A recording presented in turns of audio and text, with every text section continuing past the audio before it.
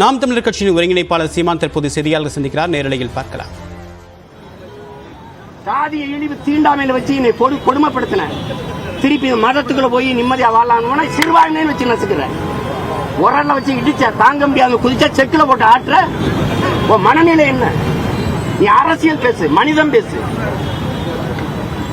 சந்திர மனத்துக்கு ராக்கெட் விடுற, இங்க காத்து இல்ல, இங்க தண்ணி இல்ல, இருக்கிற பூமியை காப்பாற்ற துப்பு இல்ல. கோடிக்கணக்கா செலவழிச்சு சந்திராயனுக்கு ராக்கெட் விடுற, அங்க விடுறேன். சூரியனை போய் பாக்குறேன். 15 லட்சம் கோடி கிலோமீட்டர் பூமிக்கு சூரியன். இங்க இருந்து போய் அது கிட்ட போய் என்ன பாக்குறது?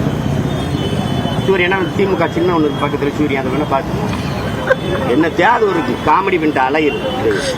இதுல இருந்து தெரியுதா இல்லையா? அவங்க பூரா மனநோயாளி.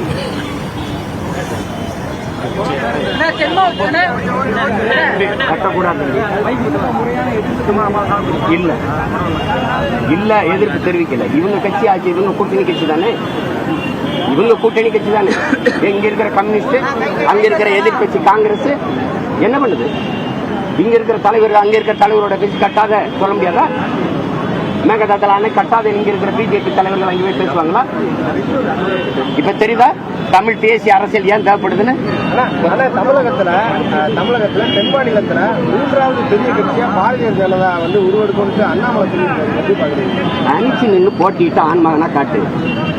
நீ இப்ப தேர்தல் ஜூன் 4க்கு பிறகு இண்டிவிஜுவலா உங்களோட தனித்துவ தனியா நீங்க பெற்ற வாக்கு எவ்வளவு? என்னை தாண்டி இருந்துச்சுன்னா நான் கட்சி கழிச்சிட்டு யார் 3வது யார் பெரிய கட்சின்னு தெரிஞ்சிருங்களா? தனிச்சு கூட்டணியா நீ கூட்டிட்டு கூடாது. ஒண்டி கொண்டு நீ சிங்கமா நிக்கணும். தானிச்சு சண்டை போடணும். அவன் தான் ஆண் மகன், அவன் தான் வீரன்.